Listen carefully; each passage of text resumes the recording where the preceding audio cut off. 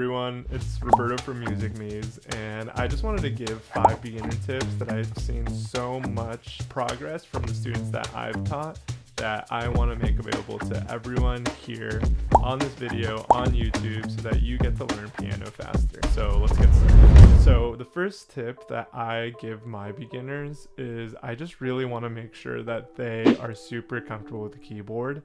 And so what that means is that they'll be taking a look at the white notes and the black notes on the keyboard and just really making sure that they know what each note is. Quiz yourself on them to just get more comfortable.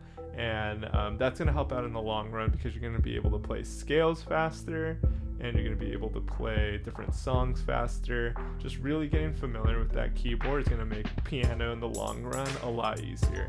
So it's really just a building block that we want to make sure we get done right.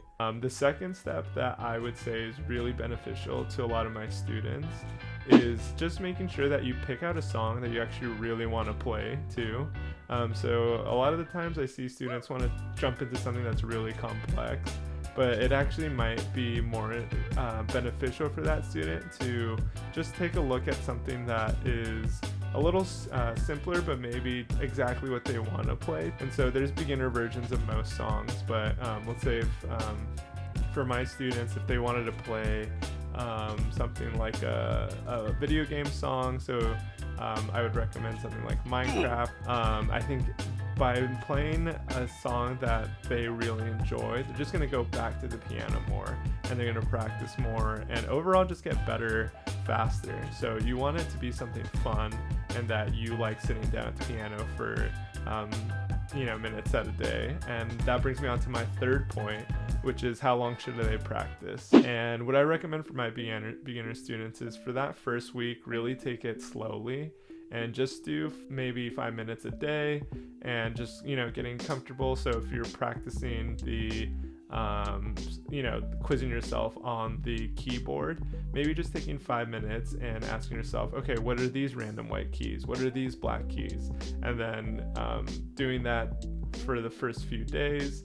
After that, I would, increase the volume and the amount of time that you're doing. Future weeks, I would up it to 2 times that. So maybe I'd do 10 minutes. And then the week after that, I would do 20 minutes.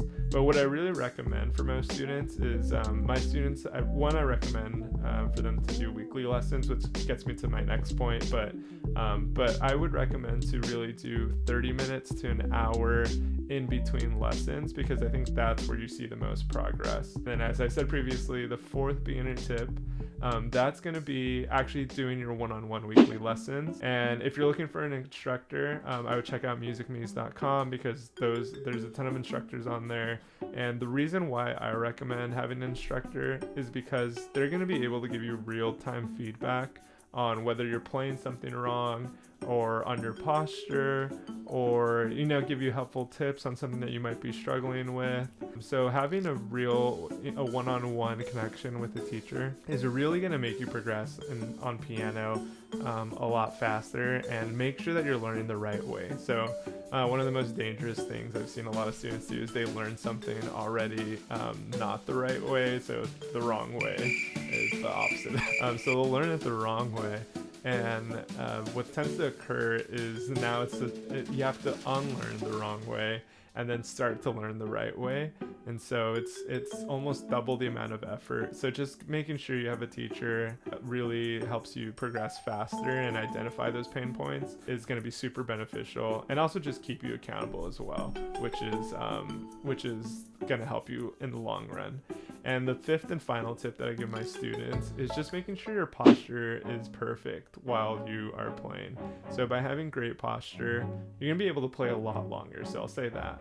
And if you have your back straight and keep your butt planted in the middle of the seat, it's really gonna help you go back to the piano and not have issues with playing down the line. The worst thing that could happen is, we want to be doing this for a long time and learning for a long time. Playing notes more comfortably and just overall feel better while playing the piano, which goes back to one of our earlier points, is just have fun.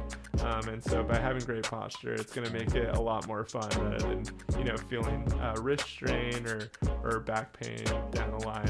And there's an image up here that I'm going to put that's going to show sort of the best posture that you want to have while you're playing the piano. So those are my helpful 5 tips. I hope they were beneficial for you. I would check out musicmuse.com for an instructor. Please subscribe, and I'm going to give out more tips, and we're going to learn piano together. So thanks for listening.